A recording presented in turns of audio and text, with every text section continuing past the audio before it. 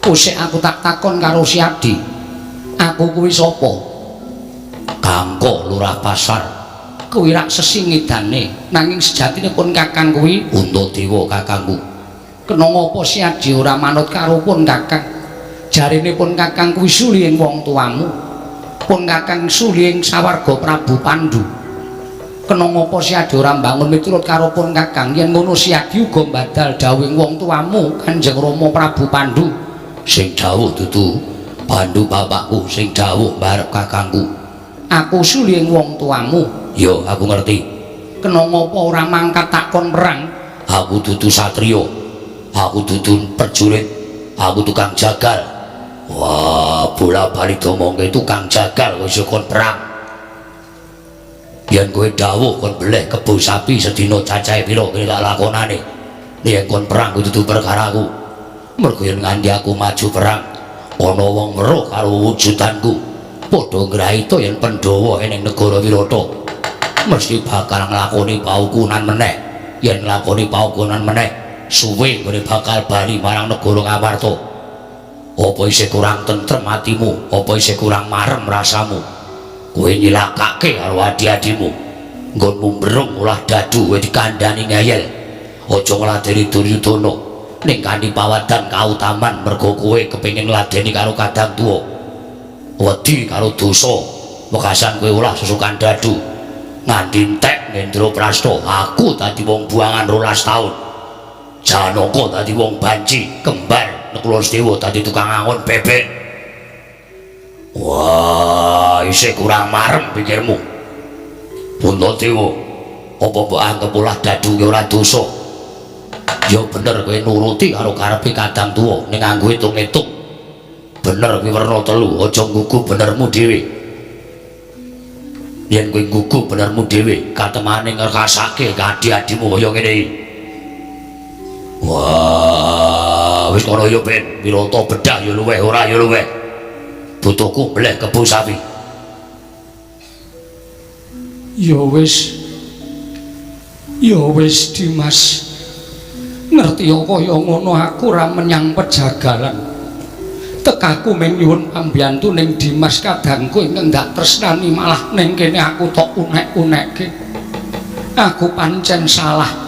Pandhawa lakone kaya ngene kuwi kabeh kesalahane saka Puntadewa, kesalahane saka Kakangmu Mbarep. Kakangmu Mbarep wis ora pantes dadi panutan. Aku wis ora pantes dadi suliying wong tuamu. Aku ora iso momongan adi-adiku. Wis, saiki ora usah dadak ngaku kadang tuwa karo aku. Urip dhewe-dhewe wae, Balawa, kowe uripa dhewe aja nganggep aku kadangmu tuwa. Mergo aku mung tansah gawe sengsaraning uripmu. Muga-muga sapisaing Si Adi kalupun Kakang Si Adi entuk kamulyan sarta urip ingkang murwat kelawan jejering Si Adi minangka satriyaning praja. Aku njaluk amit aku tak lunga saka Wirata. Arep aku arep lunga. Ora ndi? Ya lunga saka Wirata. Lha kowe lunga aku karo sapa?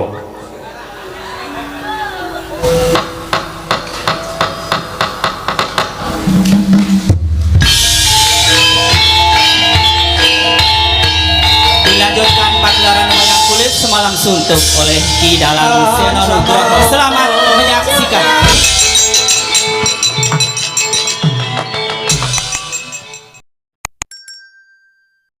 Liwang semono madin luwih ana sasmintaning sun jagat wasisaning Bathara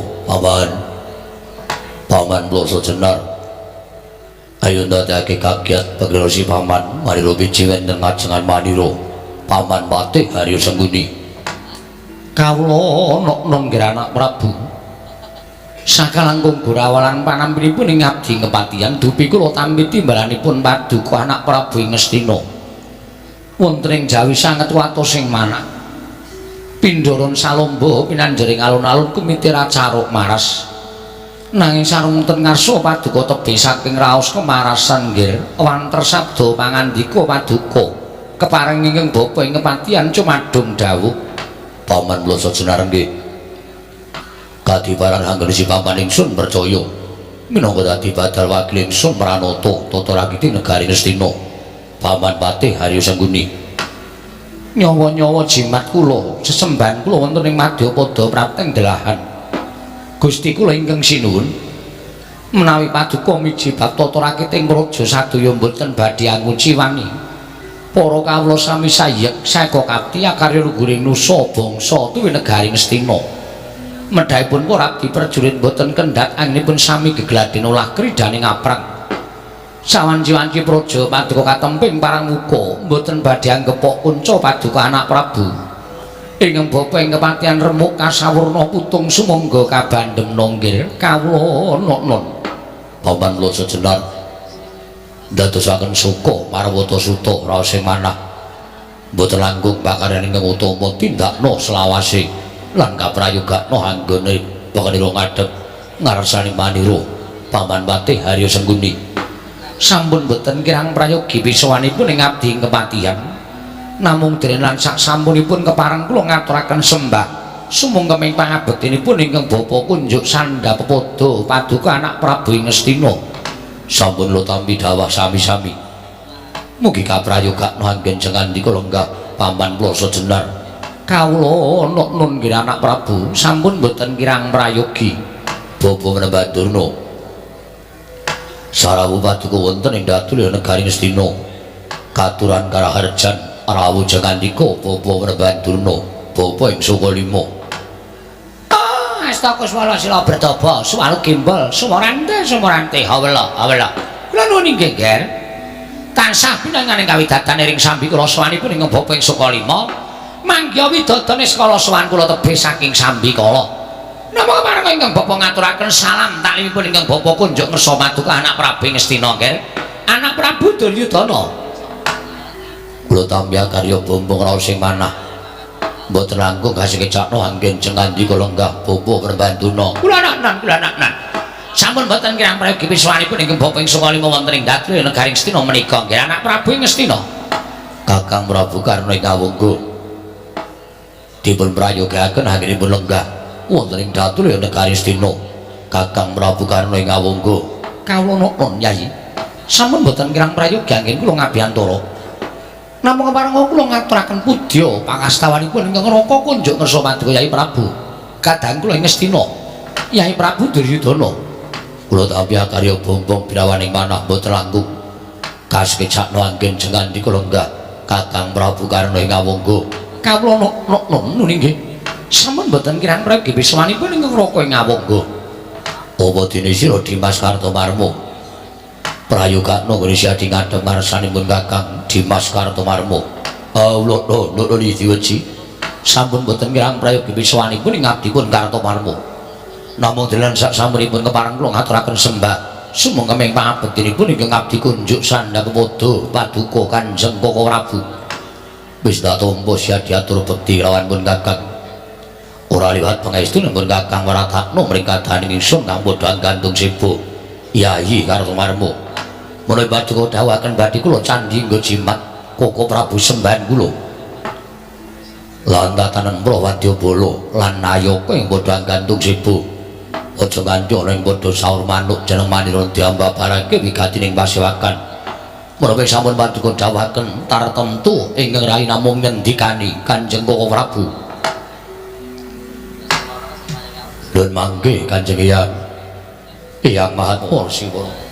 Sarawujeng andika Kanjeng Hyang ing wayahing Ngastina pun Duryudana ngaturaken pasegahan pun rami kunjuk Sandapepada paduka Kanjeng Hyang.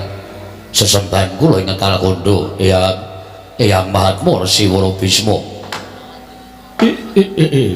Mas tu nama sidam sekaring bawana langgeng.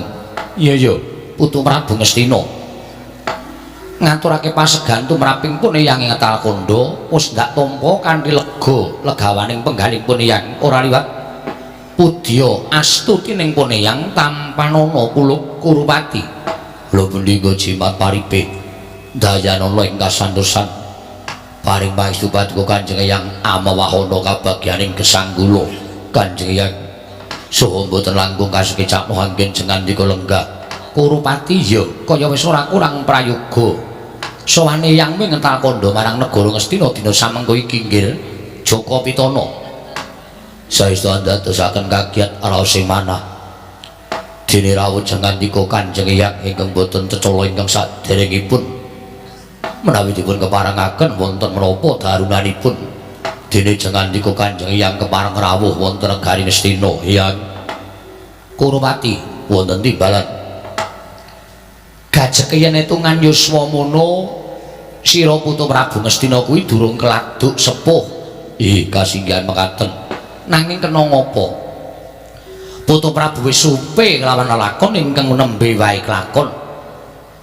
nalika pun yang nampa nawala saka putu Prabu Ngastina ingkang nglerekke isining nawala dina samengko iki pun yang katimbalan sowan marang Praja Ngastina nganti pesasat tak gelak lakuning Bisma enggal prapta ning datu negara Ngastina ora ana ingkang gumana musik sarta ingkang dak ajab kejaba mung nampa pengendikaning putu Prabu Ngastina ana apa lah kok dadi putu Prabu nganakake pasewakan ingkang beneh kalawan adat ingkang wis mongko katon luwih gedhe tinimbang ingkang wis kelakon umbul-umbul gendera kabeh mbok pajang ana ing alun-alun negara Ngastina malah katon akehing para kawula ingkang padha yasa pepanggungan ingkang ana ing alun-alun negara Ngastina iki bakal eneng apa Kurupati yen dikeparengake pun yang nyadong dawuh nyadong timbalaning putu Prabu Ngastina yen dikeparengake dimidhangetake sangganing para nayaka lan punggawa mara coba paringa pangandikan nanging yen iki kabeh mau adi tumraping para sentana nayaka Ngastina ayo ndak derekake manjing jroning kedaton pepanggihan catur netra kelawan Hyang Ngetal Kandha Duryudana mara gagah Mbak Barana marang pun Hyang Ngetal Kandha Kurupati handra ingkang pasrita rum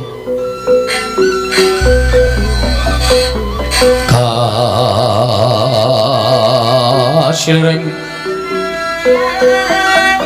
samirana mrih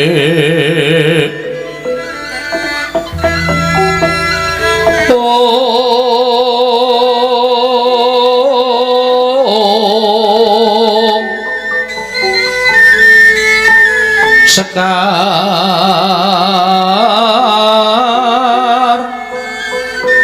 gadung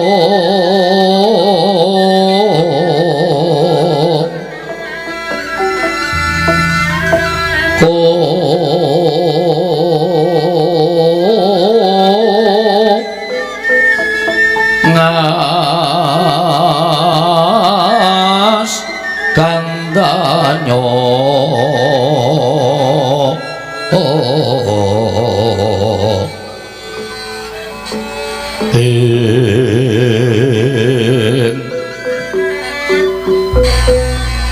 maweh laras renaning driya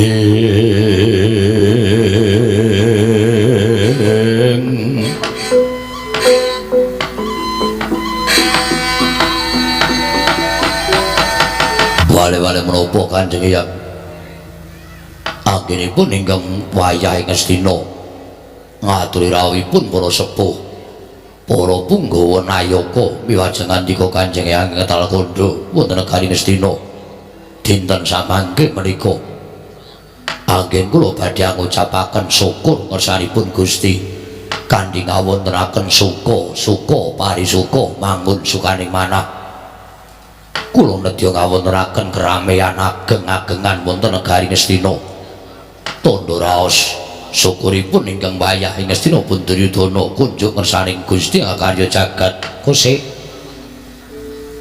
putu Prabu paring pangandikan nggone bakal nganakake suka parisuka gedhen ana ing negara Ngastina rupyan seneng-seneng katandha ngucapake syukur marang panguwasaning dat kamurwing dat mara coba to saiki aku tak takon karo sliramu apa to ingkang dumadi teka putu Prabu bakal nganakake seneng-seneng suka-suka ning negara Ngastina Iya, mugi dados ing kawuningan kados menapa bombonge manah kula dene dinten sak mangke kelilip kula wonten ing Madyapada menika sampun sirna. Kelilipipun Duryudana anggen kula lenggah dampar ke Prabu Ngastina menika sampun sirna. Kelilip kasinggihan. Monggo miturut pitunganing pun Eyang Ngetal Kandha gajeki putu Prabu Ngastina kuwi dan ora duwe mungsuh, ora darbi mungsuh. Lah sing tok anggere kelilip sapa? Mboten sanes kejawi namung para Pandhawa. Lho, kok sik Pandhawa kuwi dulurmu? Monggo angenipun sami badhe mestani. Ning tumrap kula Pandhawa menika satru mungking cangkrakan. Menawi Pandhawa dereng atang-atang dados bathang. Duryudana anggenipun lenggah dampar ke Prabu Ngastina menika slaminipun boten badhe ngraosaken ayem. Kula slaminipun boten badhe ngraosaken tentrem. Mila sampun kula tetepaken bilih Pandhawa pecah mila kula kedah ngucapaken syukur dhateng pangawasaning Dat Kamurwing Dat Gusti. Lah saiki aku tak takon. Nggone putu Prabu bakal nganake rasa syukur ngersaning Gusti sarana suka-suka parisuka. Sira putu Prabu nyukuri marang pati ning para Pandhawa apa Pandhawa putuku wis padha tekaning pati? Sampun. Lho. Putuku Pandhawa mapan ana ing alas Kamiyaka dadi wong buangan 12 taun. Dadi wong umpetan. Merga kalah daduduk nalika ana ing negara Ngastina. Lah kok putu Prabu Ngastina iso paring dawuh yen Pandhawa tekaning pati kuwi dasarmu apa? Mawi dasar ingkang gumathok. Gumathoke nggo nendi? Mergi wonten satunggiling Nayaka Punggawa Ngastina ingkang ngatur pelaporan dhateng kula. Punggawa Nayaka Ngastina ingkang ngatur pelaporan lawan putu Prabu kasinggihan mekaten. Bilih Pandhawa sampun pecah wonten telenging wana Kamyaka dipun tedha bangsaning berkasaan jem setan mapanipun wonten tepining Tlaga Dwita. Yang kabunganing mekaten menika kula wau badhe kula aturaken raos syukur kula dhateng panguwasaning Gusti. Sarana kula ngawontenaken suka parisuka wonten madaring negari Ngastina. Wiladar. Ya, ya. Ning kosik aja mbok senggopen yang iki bakal nalesih kelawan kahanan ingkang bakal mbok lakoni ora. Ning jejering wong tuwa mung kepengin apa ingkang mbok tindakake mau nganggo dasar-dasar kasunyatan. Saiki mara coba aku tak takon karo sliramu. Putu Prabu Ngastina entuk kabar yen to Pandhawa tekaning pati ana ing tepining Tlaga Dwita mapan ning alas Kamiyaka. Nayatur pelapuran kaya mau ngono mau sapa? Sapa Gage Prasaja? Mboten sanes kejawi namung Paman Plasa Jenar, Paman Patih Harya Sengguni. Lah rak tenan to. Aku wis bedhek yen to ingkang bakal atur pelaburan mesti Patih Sengkuni. Gusti, apa mbok keparengake aku tak sambung rembug karo Patih Sengkuni? Lho semanggaken paduka Kanjeng Hyang. Kanggo nalesih bener lan orane pawarta ingkang diaturake Patih Sengkuni marang sira putu Prabu Ngastina. Mula lilanana aku tak sambung rembug ora ketang sedhela karo Patih Sengkuni. Kula sumanggaken. Suman Sengkuni. Trigantal Pati. Kula wonten dawuh. Kowe kok kaya wong masuk angin to? Ditimbali karo Begawan Bisma, mbok ya sing sigrak.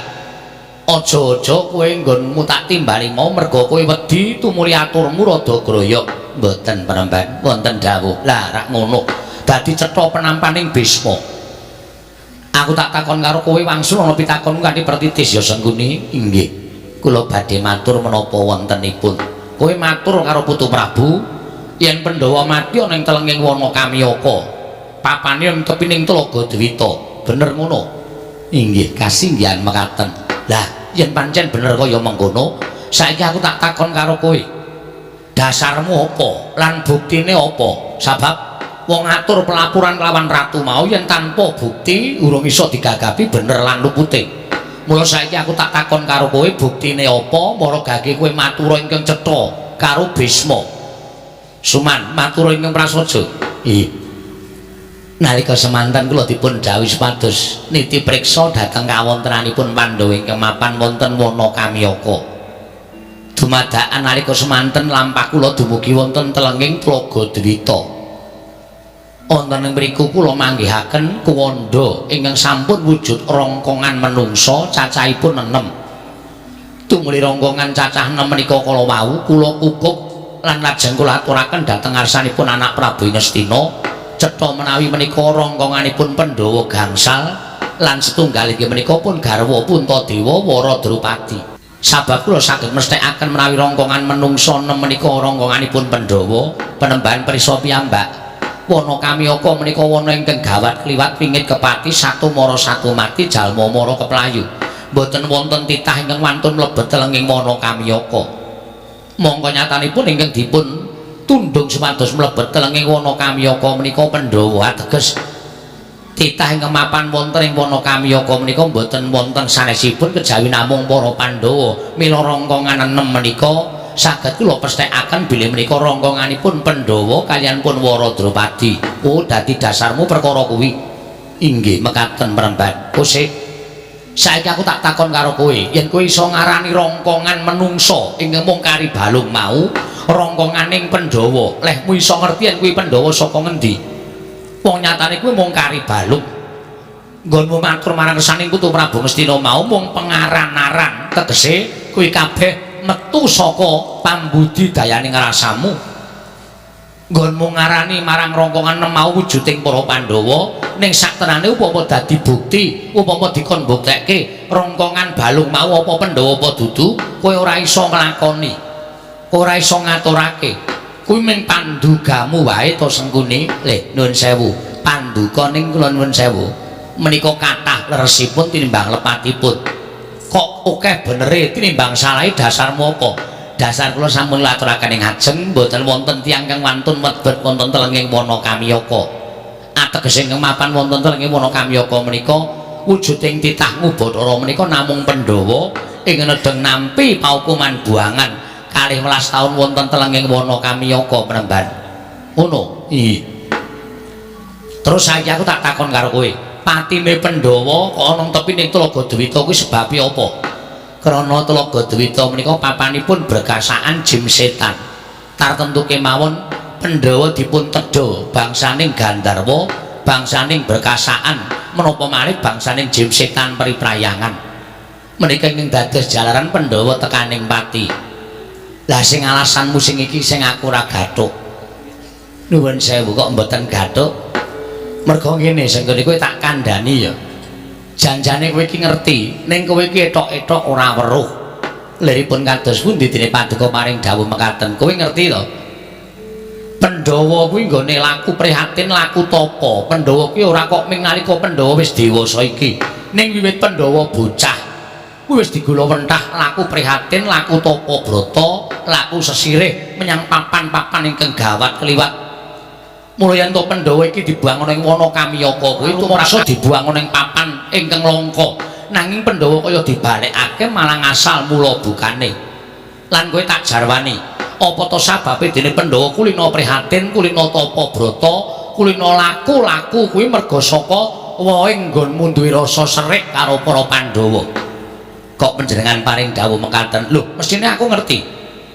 Pandhawa bocah, Kurawa bocah, janjane Pandhawa karo Kurawa ki padha rukun, ning mbok benthik-benthike supaya padha pisah, supaya padha regejegan. Pamriye Pandhawa supaya lunga saka negara Ngastina. Nek Pandhawa lunga saka negara Ngastina, Ngastina dilenggahi dening Putu Prabu Kurupati, tumuli kowe slegrang-slegreng nyam kamukten, kowe dadi patih mangan sak mblendhuke wetengmu bondo negara Ngastina. Ya apa ora? Ya apa ora? Kirangan. Kowe iki nek ditakoni kaya ngono kuwi. Mula wiwit bocah nganti tekan dewasa, Kurawa karo Pandhawa mbok benthik-benthike. Pamriya apa? Pandhawa supaya lunga saka negara Ngastina. Lah, woing serikmu marang para Pandhawa mau dadi tumindak ingkang apik tumraping para Pandhawa. Nggone merga saka serikmu lan para Pandhawa, Pandhawa mbok gusah saka negara Ngastina, manjing alas, manjing wana, munggah gunung, medhun jurang, dadi tapane Pandhawa. Mula Pandhawa nek dibuang ning Kamyaka 12 taun kuwi tumrap aku ora ndirasa kuwatir sithik-sithika. Arep Kamyaka kuwi papan gawat kliwat wingit kepati satu mara satu mati. Ning yen klebon para Pandhawa, papan sing wingit dadi ayem, dadi tentrem. Kuwi sing kelakon Sengkuni. Dadi nuwun sewu, yen kowe duwe rasa serik karo wong, terus wonge mau manggih kabagyan kuwi janjane pengilo kanggone kowe lan kowe iso maca marang kahanan kuwi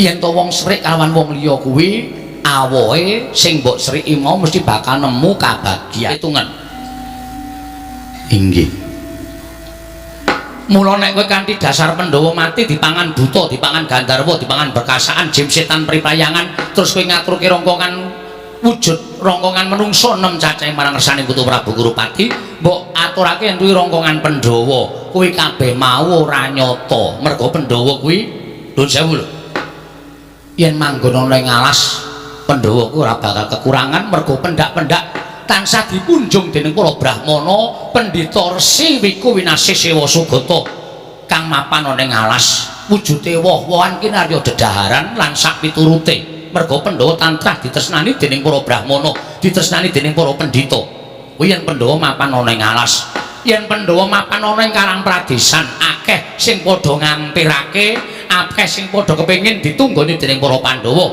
mergo Pandhawa tansah duweni ulah tetanen lan tansah menehi ilmu marang wong Karang Pradesan mula wong desa kuwi do tresna karo Pandhawa yen Pandhawa mapan ana ing negara mesti rinangkul dening Nalindra ingkang lenggah ning negara kuno merga kabeh ratu sak donya wis tau tate keputangan budi karo Pandhawa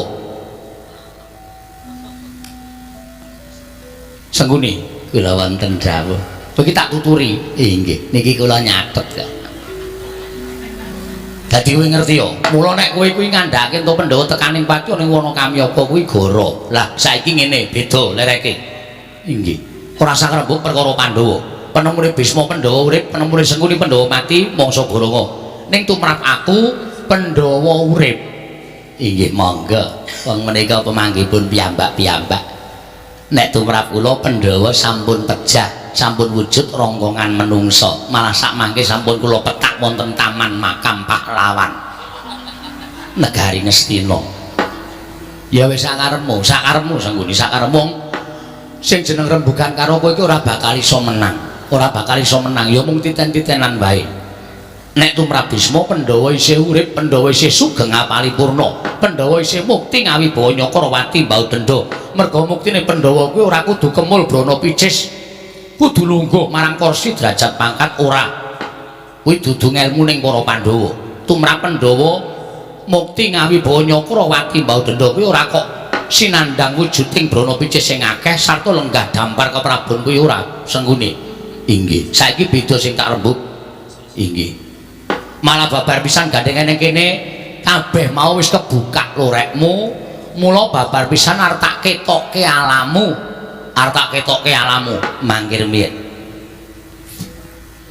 Sang Tapa Panembahan Bisma paring dawuh mekaten kula nuwun sewu kula menika sampun dados patih ingkang sae patih ingkang estu padha dawuhing Nalindra kok panjenengan badhe mbikak awon kula ana ing suwijining crita wae Sengguni ana ing suwijining crita apa mbok anggap Bisma kuwi ora ngawuningane terus aku ora weruh iya apa mbok anggap aku kuwi ora weruh terus aku ora bisa ngarani kalawan kowe aja ngono Sengguni kowe tak kandhani ya apa to sababe kok Pandhawa nganti dibuang ana ing alas 12 taun mergo kalah sesukan dadu sepisan iki kowe tak jujuk dhisik upama kowe iki jujur kowe olah dadu kowe dolanan dadu karo Puntadewa mbok nganti sirahmu tekan sikil kowe ora menang inggih lah mbok nganti sirah mbok sikil mbok sirah nek perkara dolanan dadu karo Puntadewa kowe ora menang ning ora kok Puntadewa ki karep ngolah dadu dienggo ngabotoan ora pancen diparingi kepinteran kaya ngono dening Panguwasané janjane kowe ming kebegan rasa wedi karo Duryudana ajrihipun perkara menapa wedine nek Pandhawa nganti njaluk negara Ngastina ya ora nek Pandhawa njaluk negara Ngastina kowe ora duwe layang kekancingan duweni hak kewajiban tumraping negara Ngastina merga Ngastina ki darbeng para Pandhawa mula pendak dina karo Kurupati putuku kuwi sing tok rembug ming piye carane mateni Pandhawa inggih lah rak ngono diakoni malah kepenak kok tumuli tok tantang sesukan dadu nek jane ku Puntadewa kae ora gelem ngadani sesukan dadu iku ora bakal gelem ning merga wedi karo dulur tuwa gedene rasa tresna kalawan sedulur tuwa gedene rasa ngabekti kalawan sedulur tuwa Puntadewa ingkang wedi dosa merga sesukan dadu keplalah kudu nglakoni dosa ngladeni kadange tuwa Sikurupati olah sesukan dadu. Bandane diresiki nganti negarane ditotohke, kabeh ditotohke, nganti bojone dhewe ditotohke iki merga apa? Ming merga nglegani karo dulur tuwa. Kuwi apike aten-atene putuku Si Puntadewa. Mung merga wedi karo dulur tuwa nganti bojone dhewe ditotohke ning Sesukan Dadu, dilarak karo Si Dursasana nganti katon wentise. Wong wadon ingkang dirojah rajeh nganti katon wentise kuwi mujudake suwijining kewirangan ing ora bakal ilang selawase urip. Ning Puntadewa tetep nampa, Puntadewa tetep nerima. Lah iki lho ning kene iki lho. Urupati wonten timbalan. Padha-padha trah Begawan Yasa bumi langit kahanane. Kok bumi langit? Padha-padha putu abiyasa ing saptawarga. Lah kok dadi bedane kula lan Pandhawa kuwi bumi karo langit. Yen Pandhawa tansah nengenake marang tumindak becik kautaman, ning nek Kurawa kok tansah tumindak ingkang tansah nalisir saka angger-anggering kautaman. Ning jebul saka pitungane Bisma kabeh mau ora lupute Kurawa, ning lupute sing nyanding Kurawa, wis ngono wae. Inggih. Yen Pandhawa disanding para pendhita, para brahmana, para sewa sugata, para wiku ingkang tansah nularake marang ilmu, ingkang tansah maringi marang pangerten ingkang becik-becik. Ning yen Kurawa disanding kok tilas maling. Sinten Kanjeng Hyang? Kula sadaya tak dumuk. Wonge mesti wis krasa. Kula sinuwun. Kula mboten badhe selak. Dipun menapak-menapakno ingkang dipun lokaken menika kula. Pancen sengkune menika nggone ala. Pancen sengkune menika nggone elek. Sengkune menika sampun lekoh. Dados kula menika tumindak sae kemawon tansah ngrungkepi dhateng jiwa. Anggen kula dadi kewajiban minangka patih.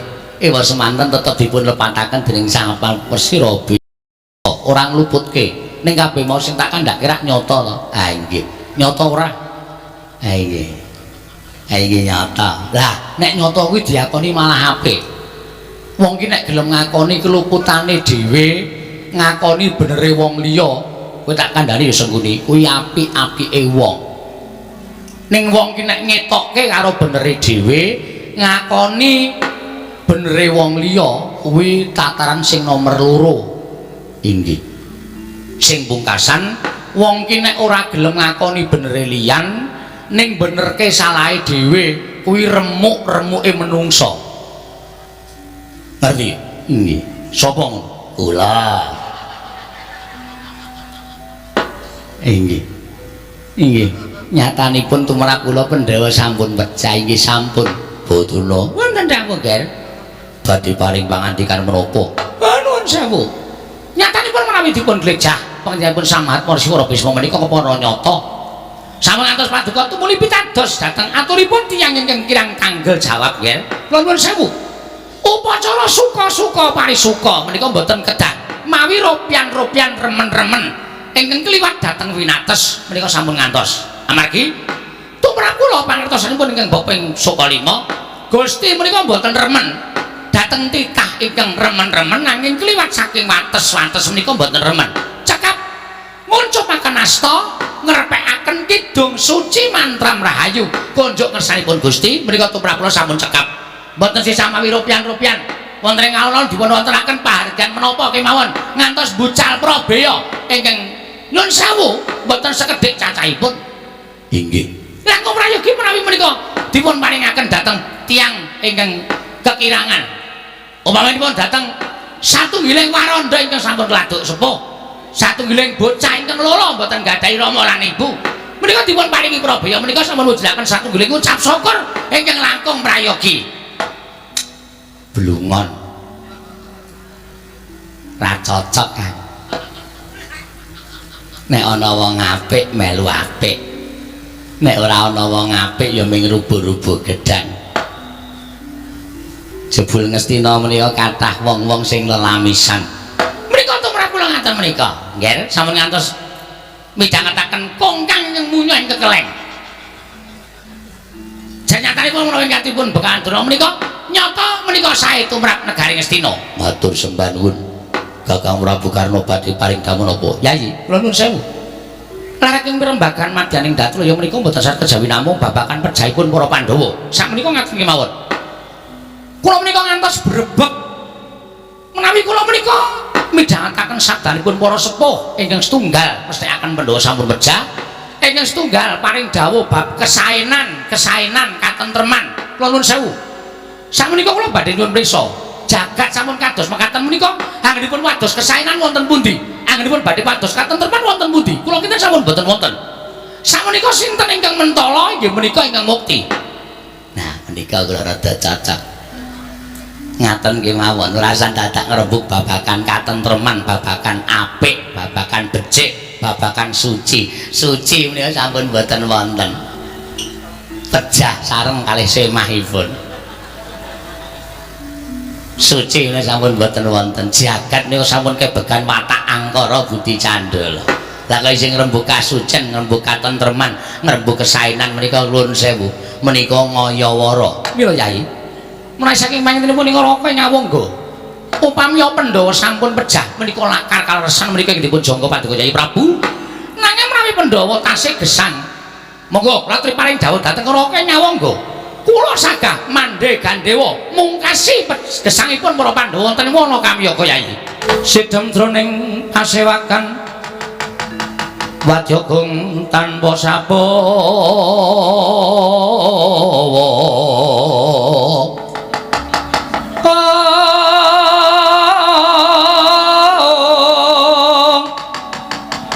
kapraban dening Sang Nalendra Tama mangu-mangu-mangonengi lerwu sing duka cita berbudi mandana raras berbudi mandana raras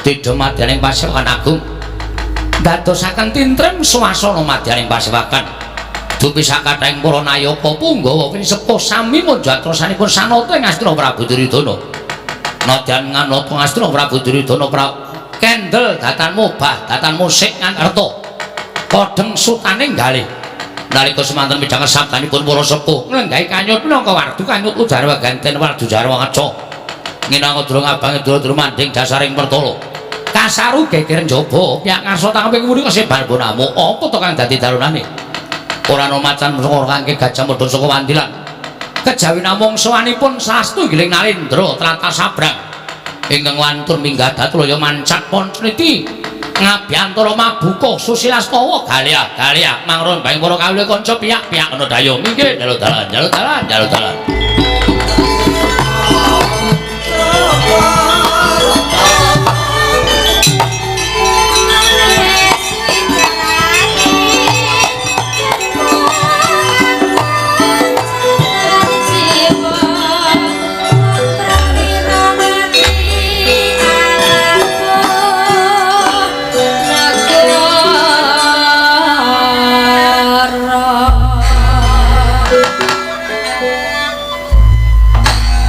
Paman Basa Jenar wonten dawuh nggih ranggen kula nampi sabdanipun para sepuh menika wonten satunggiling Nalendra ingkang sowan wonten negari Ngastina tumuli katimbalana menapa wigatosipun dene kepareng sowan wonten negari Ngastina Paman Basa Jenar kasengkecapmu anggenipun lenggah non ngestaken dawuh kisana aja kira ingsun tumampu yekti lagi pisaniki ingsun wanuh sira iku Nalendra saka ngendi lan sapa jejuluke kisana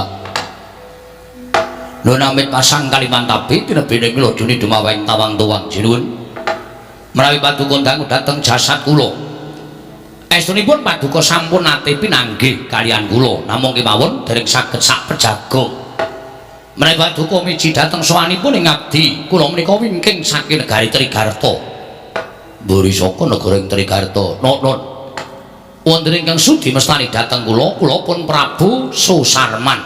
Inggih Prabu Susarmo. Prabu Susarman, ya Prabu Susarmo. Kasinggihan menawi kula sampun ngabiyantura ngersanipun nata ing Astina Prabu Duryudana. Pancen panjenengan ingsun nalindra Astina Prabu Duryudana. Lan apa wigatine dene sira sowan mongko tanpa tinimbalan diweji. Ingkang sepisan ngaturaken raos bombong ingkang tanpa pepindhan. Dene kula saged sapejagung kaliyan nata Astina Prabu Duryudana. Dene dungkap angka kalih. Estunipun kula menika namung nyatakaken dhateng pekabaran ingkang sampun semebar warata. Sedaya samiya ngundhangaken bilih gumelaring praja sak jagat menika boten wonten ingkang agengipun ngungkuli negari Ngastina. Kumacel ora sing manahipun ing ngabdipun Susarman tumuli kula budal wonten ing negari Ngastina. Sareng kula dumugi tapel wates negari Ngastina. Nyatanipun kondhanging praja Ngastina menika boten namung kandhep wonten ing pekabaran, nanging jebul kababar dados kasunyatan. Buktinipun bilih saka tapel wates minggahing Parden manjing Karang Pradesan tumuli mlebet wonten ing kutha Goro negari Ngastina. Wah, mboten nginten menawi negari Ngastina menika negari ingkang kaluka, negari Ngastina menika negari ingkang majeng samukawisipun. Gesanging para kawula ketingal ayem tentrem rukun lir ing sambikala. Matur nuwun ingkang tanpa pepindhan dene Prabu Susarman niti priksa marang kahanan negara Ngastina. Sedaya kala wau namung kinarya buktekaken. Namung mugi dados ing kawuningan sakatahing para kawula ingkang sami ngundhangaken negari ingkang jembar, negari ingkang luhur, negari ingkang agung, negari ingkang ageng piyambak menika negari Ngastina. Sawetawis kathah ingkang sami aben rembag. Sawetawis kathah ingkang sami aben rembag. Satemah kathah dados regejegan amargi sami gadhahi kapitadosan piyambak-piyambak. Tegese piye? Ingkang setunggal ngendikaken negara sing jembar dewi menika negara Ngastina. Nanging wonten ugi ingkang setunggal nyatakaken negara ingkang wiyar piyambak menika negari Wirata. Negari ingkang wiyar piyambak menika negari Wirata. Wonten mriki menika tumuli tuwuh kekrentekaning raos kula anggen kula badhe mbuktekaken jenyatanipun kula menika sampun apal kaya negari Wirata. Nanging nuwun sewu sampun ngantos dados cuwaning penggalih paduka Gusti kula ingkang sinuwun. Nadan ingkang sekawit kula menika ngalembana wiyaring negari Ngastina. Nanging sareng katraju katanding kaya negari Wirata ngibaratipun dinga pilya. Tegesipun samukawis hirib-hiriban. Tegesipun menika meh wiyare ya gedene ya agung lan luhure menika antawisipun Ngastina lan Wirata menika meh sami. Mila sinuwun tumrap kula menawi kula menika dados nalindra Ngastina kula menika nggadahi gegayuhan lan kula menika nggadahi panjangka ora ana negara ingkang wani ngembari marang negara Ngastina. Lan kula badhe mbudidaya negari Ngastina menika dados negari ingkang ageng piyambak lan agung piyambak. Srananipun inggih menika mboten sare kejawi namung bedah Wirata. Upami paduka Gusti kula ing Ngastina menika saged bedah negari Wirata, menika dados kukupan lan jajanipun negari Ngastina, tartemtu jagat menika nekseni ora ana negara ingkang jembar, ora ana negara ingkang agung lan luhur kejawi namung negari Ngastina. Menika tumrap kula ngaten jenyatanipun wonten pernataning wong dadi ratu nalindra ingkang sampun sinengkaken kaluhur mangreh praja menika dipun penangaken bedah negara Banda Ratu Boyong Putri. Menika sampun sah. Menika boten wonten ingkang badhe mepalangi. Jer kewajibane natra menika bedah negara Banda Ratu Boyong Putri. Mila menawi paduka Gusti kula ingkang sinuwun menika sarujuk, menawi paduka Gusti kula ingkang sinuwun menika matuk, kula kinten dinten sak mangke menapa boten langkung prayogi menawi jengandika menika ambedah negari Wirata. Wirata menika kula nuwun sewu, sak mangke menika ngibaratipun sima menika namung kerot tanpa untu. Tegesipun sampun boten gadhahi siung amargi Senopati Wirata inggih menika pati Kencaka rupa, rupa Kenca lan Raja Mala ingkang dados bebeteng negari Wirata menika sampun sirna. Sampun sirna. Tegesipun Wirata sak mangke sampun boten gadhahi senopati. Tur dasare sing dadi ratu menika Prabu Durgandana, ratu tuwek keklek mingkari ngenteni mati. Mriko sinuwun. Kula kinten menawi paduka Gusti kula sanata menika kersa kumrembyah astanipun njangkaken suku ngirit Wadyabala mbedhah negari Wirata mboten ngantos sak suruping surya mangke Wirata dados panguwasipun negari Ngastina ing mekaten paduka dados nalindra ingkang agung piyambak wonten ing jagat menika lho nyuwun pangapunten kula matur kados mekaten menika mboten namung ngudu suwanten lan kula mboten namung ngudu penemu tok mboten namung menawi paduka Gusti kula ingkang sinuwun kersa mbedhah negari Wirata kula nyawisaken Wadyabala malah kula piyambak ingkang sagah madeg senopati kula ingkang badhe anggepuk negari Wirata saking ngajeng tumuli prajurit Ngastina anggepuk negari Wirata saking wingking menawi ngajeng sampun kumrembyah menawi wingking sampun jumangkah Prabu Durgandana, Prabu Matsapati mboten badhe saged lumajar wonten pundi kejawi namung badhe dados bandanipun Ratu Ngastina. Paduka badhe anjayeng bawana ngukup negari Wirata sinuwun. Dewa Bathara ya jagat pangestumbala mawon wonten dawuh. Pamanggihipun paman kula sejenar kados pundi wonten pamanggih kados mekaten saking Prabu Susarman. Lah dalah menawi cara kula gathuk nggih kula mathuk.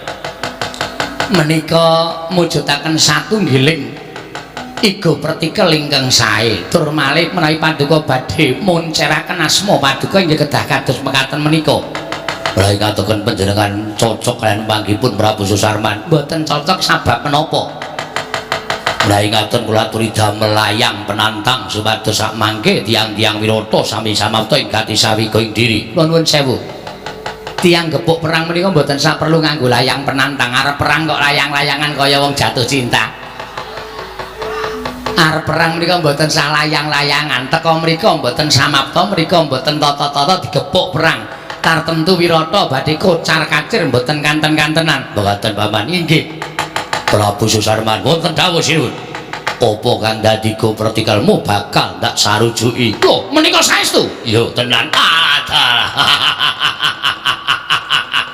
matur sembah nuwun tanpa pepindhan lajeng saenipun Wadyabala dipun ketapaken benjang menapa sesuk ngenteni apa saiki luwih prayoga yen to budal lumarapun ing negara Wirata ora usah gunake layang penantang tumuli Kanjeng Hyang Durgandana digepuk perang Kanjeng Hyang dadi bandaning Ratu Ngastina aku dadi ratu sing gedhe dadi ratu sing ora ana ngembare ana ing jagat mekaten sinuwun menawi prastoda paduka mekaten kelirana kula nyuwun pamit madhal pasiran ngetapaken sangganing para Wadyabala kula ngrumiyini lampah gepuk negari Wirata saking ajeng paduka kula aturi enggal-enggal tata-tata samapta ing gati sawiga ing diri gepuk negari Wirata saking wingking yo Prabu Susarman sing ati-ati kula nyuwun pamit sinuwun sing ati-ati aja kaya bocah cilik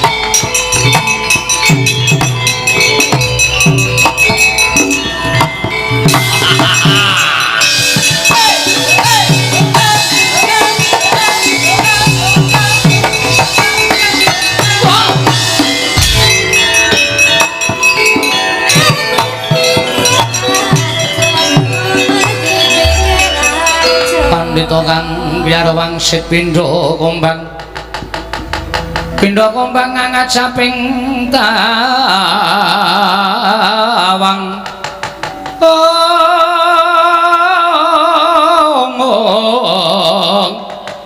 susu angin ngendi gone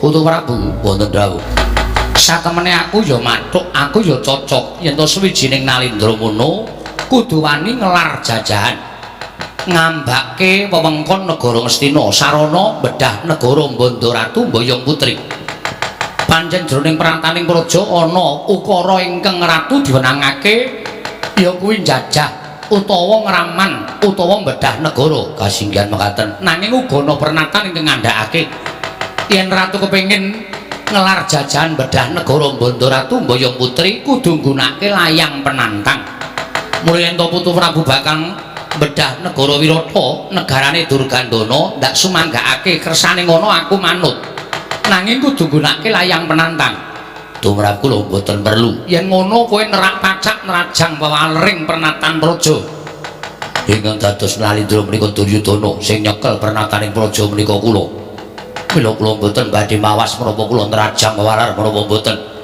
menawi kula nggunakaken layang penantang tartemtu Kanjeng Hyang Matswapati sampun samapta ing gati sawiga ing diri. Yo nek nganti Kurawa iso menang, nek kalah rak malah mirang-mirangke. Mila mboten sah ginakaken layang penantang. Yen nganti dicacat karo Nalindra liya kepiye kajengipun? Kula menika wis kulino dicacat. Dadi ora nggunakake layang penantang mboten. Yen ora nggunakake layang penantang monggo, aku ora apa-apa. Ning Bisma ora melu, nuwun pamunten. Kanjeng Hyang menika wangsul wangsul paring dawuh. Bisma kuwi putra Bumi Ngastina. Ngastina iki kelairane Bisma. Mula aku tresna karo negara Ngastina. Sakmenika kula jajah Wirata menika ingkang kula agengaken negarinipun sinten? Negaramu jari aku ming Ratu Wakil. Sak temene upama diglecah iki negaraku, iki bumi kelairanku. Lah sakmenika kula nyuwun prisa. Kula badhe ngelar jajahan kinarya ngaromaken bumi kelairanipun Kanjeng Hyang. Labuh labet dhateng bumi kelairan. Menawi ngaten saged kula sebat anggenjengan dika ngendikaaken Bisma kuwi putra Bumi Ngastina. Ngastina kuwi bumi kelairanku, menika namung kandhek wonten ing pangucap boten kababar dadi pakarti sedaya boten wonten nyatanipun. Kosik boten kosik. Ya wis ya. Ya aku tak melu. Aku tak melu ndak malah ora prayoga kedadiane ning ngene. Nggonku melu iki mengko aku mung niti priksa kaya ngapa ta perange putu-putuku Kurawa lan Senopati Ngastina sing tok ndelke mau. Yen pancen mengko padha ketemper aku nembe maju nanging yen to mengko kira-kira Kurawa wis bisa menang, aku tak seleh gegaman, aku tak nonton saka kreta wae. Wosipun Kanjeng Hyang Bidal menika sampun dados remen raos sing manah kula. Ya, aku mangkat Duryudana matur sembah nuwun. Bodana, wonten dawuh. Bidal wonten ing paberangan. Aduh. Badan kula gemrebek nggih. Kalipun badhe masuk angin menika. Wis to, anggere jeneng dikon apa-apa kok mesti arep masuk angin. Nek ora kersa monggo, ning sampeyan ora usah dadak nampa bayar saka Ngastina. Lho, aja kaya ngono rek Pate. Wis tak kendhawuh, Nger. Matur sembah nuwun Kakang Prabu Karna. Kula ing madheg Senopati Yayi. Matur nuwun. Bawan wonten timbalan. Jawisna titian Gajah Kyai Pamuk. Kula piyambak ingkang badhe minangka dados cucuke ngajurit Bidal wonten negari Wirata. Inggih, ngestaken dawuh. Kartomarmo wonten timbalan ingkang dawuh budal ingkang padha sibah ingsun kundur kedatun Cawisna kadangipun Kakang Parasata Kurawa. Kinan samapta ing gati sawiga diri. Tata ngadepi peperangan ana ing negara Wirata. Ngestu wedha paduka Paramadal Pasilan sing ati-ati aja kaya bocah cilik. Dimas Kartomarmo. Purna gati ning pananggilan. Sangotosa kundur kedatun jeluk sangking gambar kendorok napit gambaran gading kaderaken sanggane Promban Cedi manggung ketanggung Jawa Paloro ingin sami ngambil pacaraning Prabon kawis dengan saking mandro tindak nyosi Nararata katingal gumebyar busanane jisemban kula sinuwun Prabu Susarman paduka ngawi sanggane Prawadya bala saking negaring Trigarta kepareng abdi Cemadung dawuh. Sinuwun kepareng kula Cemadung dawuh. Nadyan kula ing tumenggungan Cemadung dawuh. Diuji semban kula pengareping Prawadya bala raseksa Cemadung dawuh. Bocah Trigarta wonten timbalan. Wektu dina iki bakal kelakon penjangkaku. Liripun paduka paring dawuh mekaten. Ngelingi. Duk nalika aku ngayonake Dewi Utari putri saka ing Wirata. Nalika semono aku dierang-erang. Diisin-isin dening Patih Kencaka rupa Kencalan Rajamala. Nggonku ora iso ngasorake kridane. Senopati negara Wirata. Dina samengko Kencaka rupa Kencalan Rajamala wis tekaning pati. Iki dadi pancatan nggonku bakal males ngudi tuwa lara wirangku lawan ratu ing Wirata Prabu Durgandana. Deripun kaduka paring dawuh mekaten kepareng Mbak Barana Jati ngabdi tumanggungan. Nggonku mbebujuk kelawan Ratu Ngastina wis lakon. Dina samengko Sang Nata Prabu Duryudana bakal jengkar saka negara Ngastina anggepuk negara Wirata. Adalah. Nggonku ngigit-igit karo Durgandana. Persasatku ora iso dituku nganggo apa wae. Ora lega rasane nganti ku yen durung iso nganggo kekeset sirahe Ratu ing Wirata.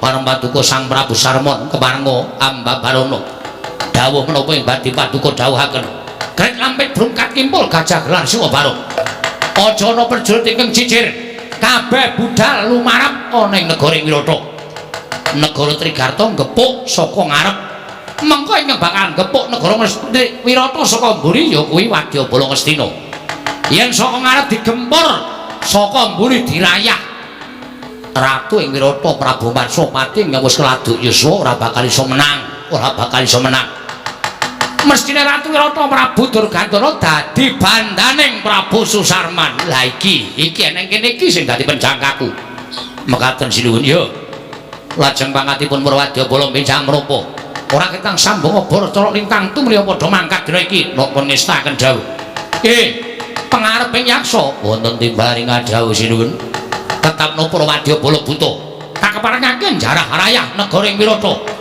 Karang Pradesan kutha goro kabeh kawulane yen perlu dadi panganing Wadyabala Trigarta wah latala ngestaken dawuh lajeng pangatipun Wadyabala benjang menapa dina yuga Wadyabala menungso lan Wadyabala buta dicampur dadi siji ngepuk negara ing Wirata kula dherekaken ayo bocah temenggungan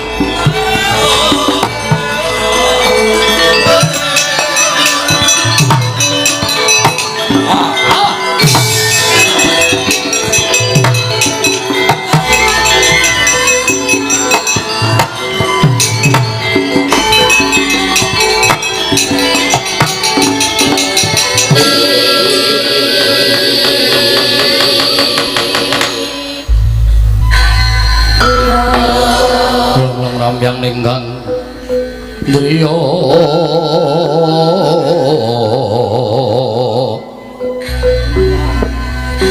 Triwang Candra katawengan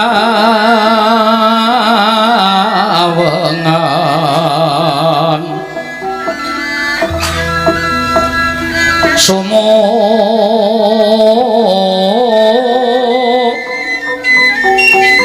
tias katuritan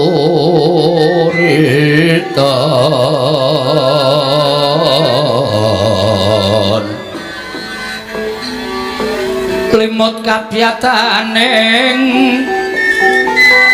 rojit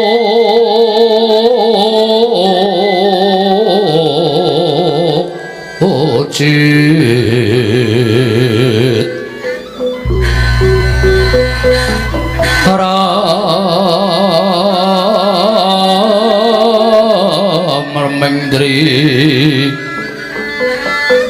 yo ma nawung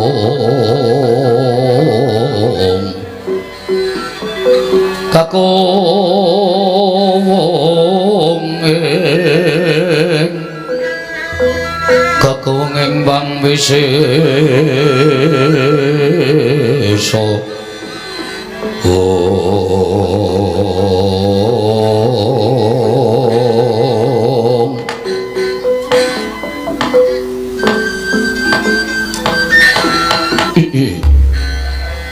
ya jagat pangestung mara wayah Bathara Jagat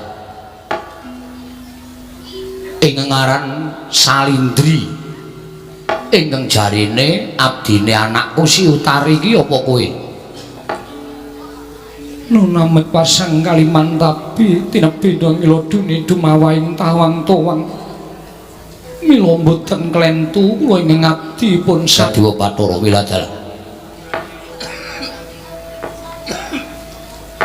ing atase aku kuwi kagungan putra ya kuwi Si Utari saka rumangsaku jagat iki wis tanpa timbang ayu-ayuning wong wadon kejaba mung anakku Si Utari nanging lha kok jebul duwe abdi ingkang sulistya ing warna mongko upama katandingake kelawan anakku Si Utari dijejerake karo Si Utari mesine upama kowe kuwi bisa ngadi salira ngadi busana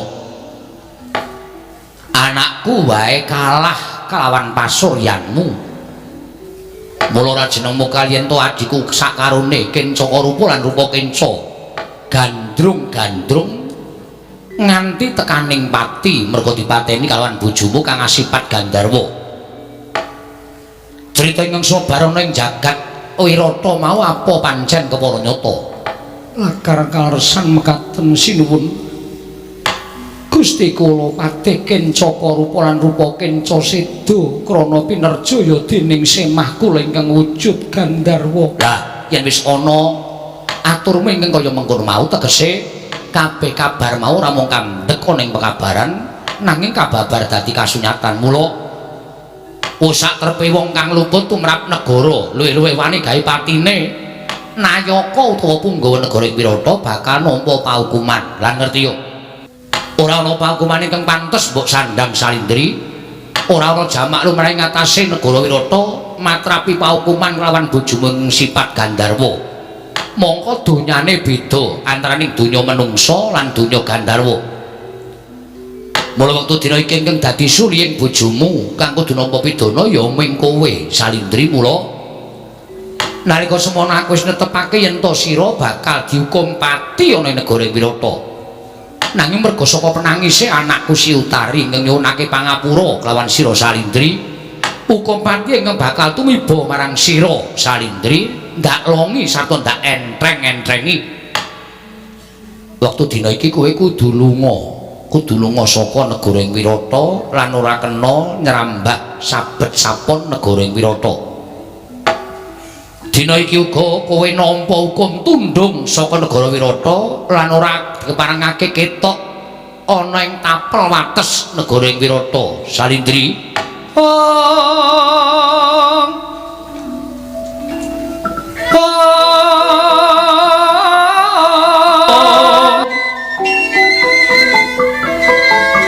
Punapa ta mirah ingsun prihatin Mas Bagong micil.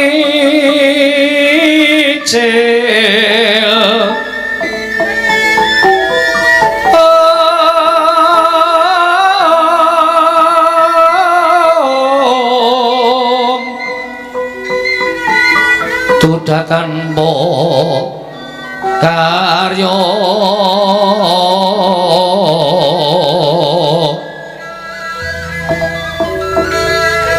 sangkang rinemekan Gusti kelong reno sak sekarnya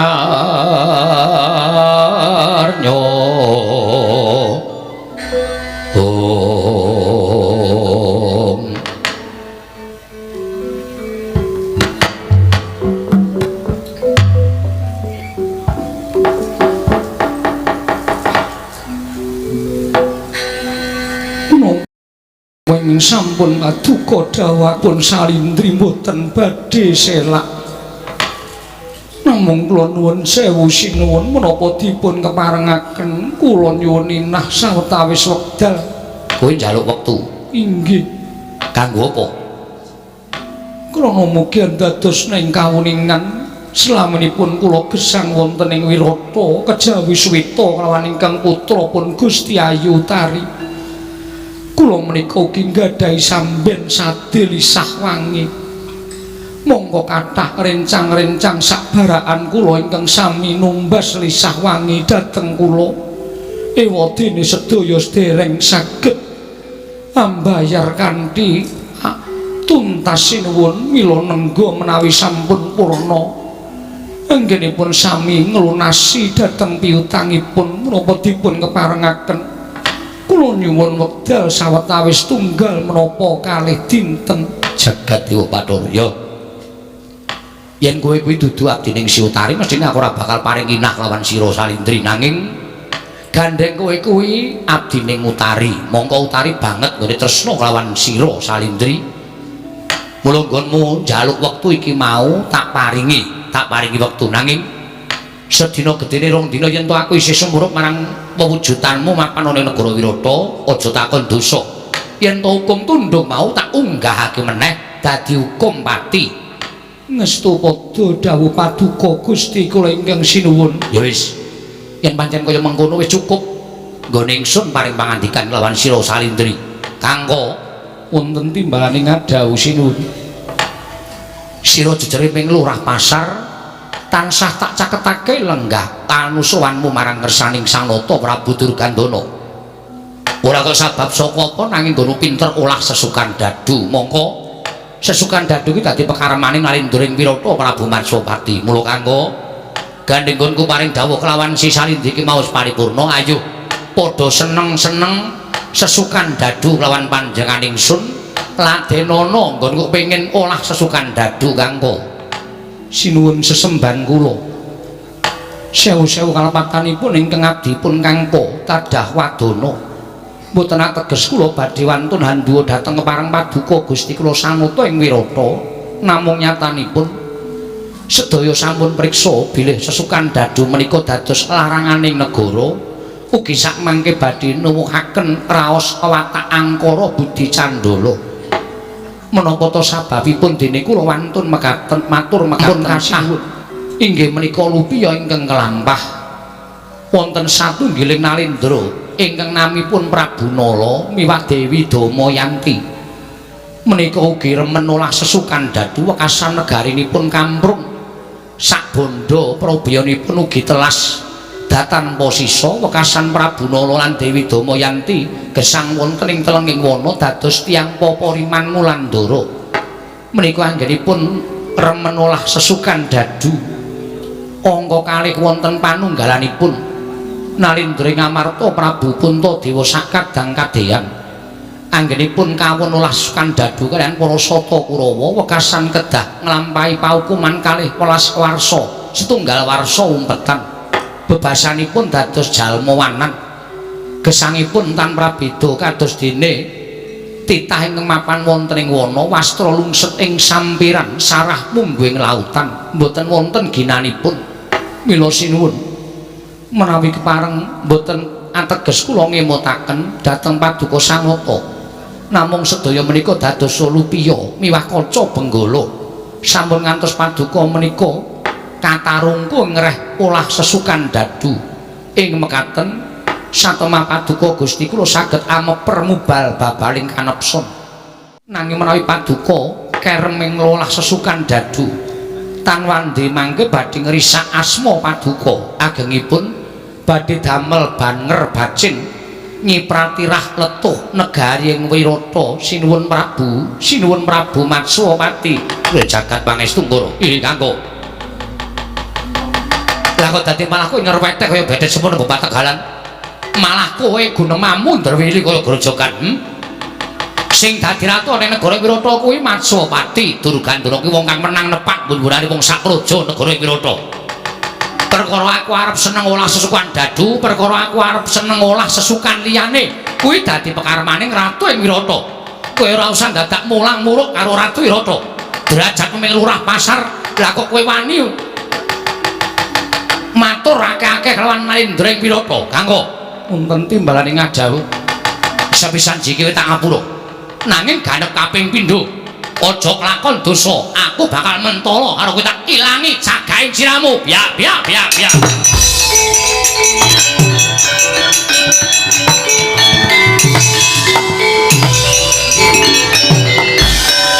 atene Rebito wonten timbalane ngajauh sinuwun tanpa tinimbal arsaku nami gati apa sewu-sewu kalepatanipun ing abdi tadah wadana nalika kula dijagi wonten tapel wates negaring Wirata mboten kanthi kanyana-nyana wonten barisanipun wadyabala ingkang sakal langkung kathah bebasan kadidyan alun ingkang kegulungan sareng kula tamataken gendera ingkang dipun asta dening para wadyabala nitik genderanipun gendera saking negaring Trigarta andhanipun marang Sang Prabu Susarman sami aluk nedya mbedah negaring Wirata lah jagat dua Badra jagat pangestu Ngoro wah Susarman wong kang kaya kowe mesa durung kapok yen to kowe wis dirang-irang ana negara Wirata Pati wonten timbalan siagakna wadyabala sacukupe kanggo nambak laku ning prajurit Trigarta ora jangka wonten timbalan Kanjeng Rama tak tuding dadi wedananing laku lho niki ngestaken dawuh yen Susarman ketok nyumbari kalawan wong atuamu Durgandana kowe aja nganti maju musuh Susarman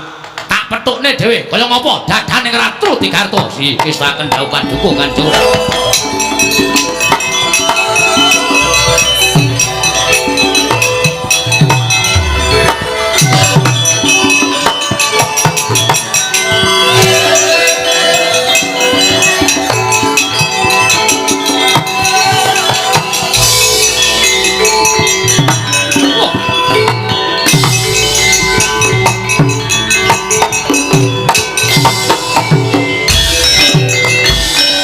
Kowe gati sawi kowe diri dasar Pranyata. Iki prajurit Trigarta ya pancen kaya pengkono. Wigatine apa teko dampyak-dampyak lakune miret Wadyabala menyang negara ing Wirata ora bakal tutup-tutupi. Ndi Ratu Wirata Prabu Matsopati. Kon nyembah dramaanku ngene keset sirahe. Kaya wani ndelat persiapan. Ora sandadak ngami-ami lawan Alendra ing Wirata ayo Patih Nirbita tugelen jagane. Wah. Wis ora duwe senopati isih dilangap-langap ucapmu. Kaya wani ndelat persiapan. Lena pangina sabet pedang tugel tel guru maju jangal untapke nyawamu marang kayiwanganing Bathara Yama Dipati Parang.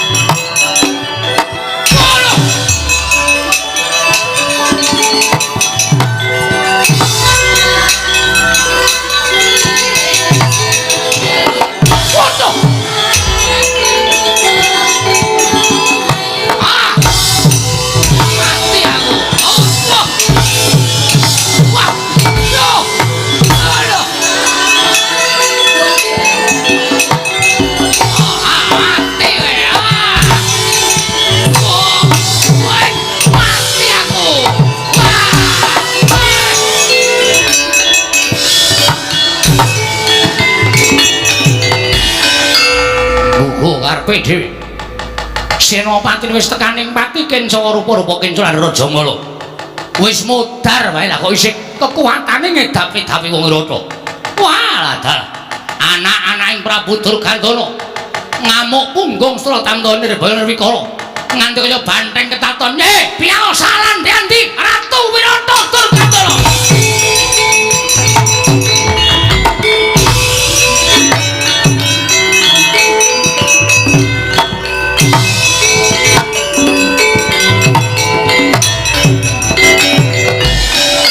Morore panguswamya ngambrengeng katinganunaning kaswase dosang kanda Astratmaja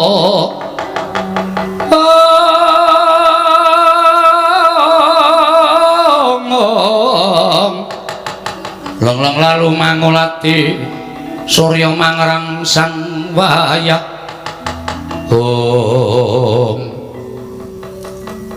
barep kakangku Balawa iya nggih aku ingkang prapta ning pejagalan ning apa iki mangsane padha ndelik aja gawe cubriyaning wong sak negara Wirata iki wis meh rampung gone padha nglakoni paukuman teko kowe malah ngajak sak pejagong karo aku. Dimas kadanging pun kakang ngerti lamun dina samengko iki negara Wirata bakal bedah sebabe apa ketekan mungsuh saka negara ing Trigarta monggo sinuwun Prabu Matsopati ya yangmu Durgandana dina samengko wis kepikuting mungsuh malah digawe isin dierang-irang dening Prabu Susarman ditalekake ana ing kreta tumuli kreta dibandhangake mubeng alun-alun. Apa ana jamak lumrahing ngatasé ratu kok disoraki dening kawulane dhewe kaya ngapa ling seming sinuwun Prabu Matsopati. Sambuh ora betih dene kowe tekan pejagalan Yayi. Ngelingono dene setahun iki siadilan pun kakang wis diayomi dening Alendra ing Wirata. Mulae wangono ya Dimas Siadi maju ning pabaratan Prabu Susarman Patenana. Pateni piye? Siadi maju perang. Kuwi dudu gaweanku mung bleh kebu sapi dadi daharane wong kraton. Aku wis ora iso perang, aku wis ora iso ulah kasekten sing tak lakoni saiki mung jagal kebu lawan sapi. Aku tak takon karo Yayi. Takon apa? Siadi kuwi ning pejagalan ke bawah keperintah negara ngendi? Wirata. Yen ngono Siadi dadi kawula negara Wirata. Yen negara Wirata ketekan mungsuh kuwi dadi kewajibaning kawula mbela marang negara. Ning aku ora dilairke ning Wirata. Mula dudu perkaraku. Kuwi perkarane senopati, perkarane prajurit, perkarane nayaka lan punggawa. Perkaraku mung ngaturake daharan wujuding daging kebo sapi marang wong kraton. Wis kuwi wae. Yen ngono si Adi ora gelem maju perang. Ora. Pusik aku tak takon karo si Adi. Aku kuwi sapa? Kangko Lurah Pasar. Kuwi rak sesingidane, nanging sejatine pun Kakang kuwi Untadewa kakangku.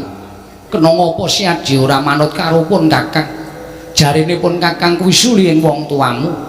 Pun Kakang suli ing sawarga Prabu Pandhu. Kena ngapa si Adi ora mbangun miturut karo pun Kakang? Yen ngono si Adi uga badal dawuh wong tuamu Kanjeng Rama Prabu Pandhu. Sing dawuh dudu Pandhu bapakku, sing dawuh mbarep kakangku. Aku suli ing wong tuamu. Yo, aku ngerti. Kena ngapa ora mangkat takon perang? Aku dudu satriya. Aku dudu prajurit. Aku tukang jagal. Wah, bola-bali domongke tukang jagal wis kon perang. Yen kowe dawuh kon beleh kebo sapi sedina cacahe pira kene tak lakonane. Yen kon perang kudu dudu perkaraku. Mergo yen nganti aku maju perang, ana wong weruh karo wujudanku. Padha ngrahita yen Pandhawa ning negara Wirata mesti bakal nglakoni paukunan meneh. Yen nglakoni paukunan meneh, suwe kowe bakal bali marang negara Ngamarta. Apa isih kurang tentrem atimu? Apa isih kurang marem rasamu? Kowe nyilakake karo adi-adimu. Nggonmu mbrung ulah dadu kowe dikandhani ngayel. Aja ngladeni Duryudana ning kanthi pawadan kautaman mergo kowe kepengin ngladeni karo kadang tuwa. Wedi karo dosa, wekasan kowe ulah sesukan dadu. Nganti entek Ngendraprasta, aku dadi wong buangan 12 taun. Janaka dadi wong banci, kembar Nekulasdewa dadi tukang angon bebek. Wah, isih kurang marem pikirmu. Untadewa, apa mbok anggap ulah dadu ki ora dosa? Ya bener kowe nuruti karo karepe kadang tuwa ning nganggo hitung-hitung. Bener kuwi werna telu, aja nggugu benermu dhewe. Yen kowe nggugu benermu dhewe, katemane ngerkasake adi-adimu kaya ngene iki. Wah, wis kono ya Ben, Wirata bedah ya luweh, ora ya luweh. Butuhku mleh kebo sapi. Ya wis Dimas. Ngerti kaya ngono aku ora menyang pejagalan. Tekaku mung nyuwun pambiyantu ning Dimas kadangku ingkang ndak tresnani malah ning kene aku tok unek-unekke. Aku pancen salah. Pandhawa lakone kaya ngene kuwi kabeh kesalahane saka Puntadewa, kesalahane saka Kakangmu Mbarep. Kakangmu Mbarep wis ora pantes dadi panutan. Aku wis ora pantes dadi suli ing wong tuamu. Aku ora iso momongan adi-adiku. Wis saiki ora usah dadak ngaku kadang tuwa karo aku. Urip dhewe-dhewe wae Balawa, kowe uripa dhewe aja nganggep aku kadangmu tuwa. Mergo aku mung tansah gawe sengsaraning uripmu. Muga-muga sapisaing Si Adi kalupun Kakang Si Adi entuk kamulyan sarta urip ingkang murwat kelawan jejering Si Adi minangka satriyaning praja. Aku njaluk amit aku tak lunga saka Wirata. Arep Aku arep lunga. ora sih. Ya lunga saka Wirata. Lha kowe lunga aku karo sapa? Mergo aku wis ora nduk anggep Sing ora nganggep kowe sapa? Werkudara ya Bratasena ya Balawa sing wis ngluputke aku. Ya wis. Aku pengeleke karo kowe esuk meneh nek tumindak aku petung. Ora bisa geleme dhewe. Aku tak mangkat perang ning kowe rasa lunga. Si Adi gelem perang. Gelem. Ya nek gelem mangkat to Yayi Ratu Wirata. Waluyakna saka cengkremaning Prabu Susarman. Yo. Mangkat saiki. Yo. Ning kowe aja lunga. Ora Dimas. Aku muni ngene, aku ora sengit karo kowe. Sing jeneng wong kedunungan Wadah kuwi isih kedunungan Nino lali salapes lan mati. Mula arep dikaya ngapa arep kowe iki apik-apike wong isih tau tate tumindak dosa. Semono uga saala-alaning wong kuwi ana tumindake sing apik. Iya. Paham? Iya.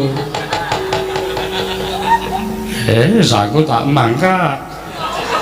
Iya, Nyai. Aja lunga. Ora. Ngangge lunga ditenono. Ora pun Kakang tetep nyawiji kelawan Si Adi. Wah. Susarman mati dereng aku mangkat to Dimas.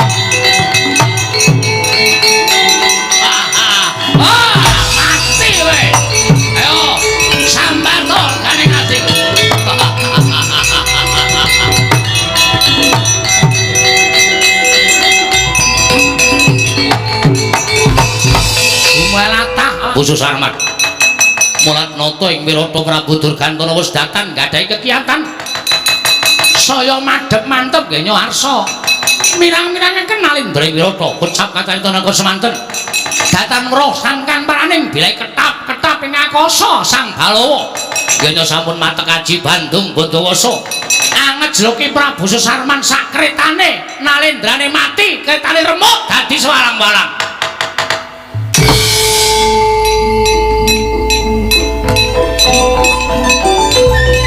Sambato we Mas Sobat.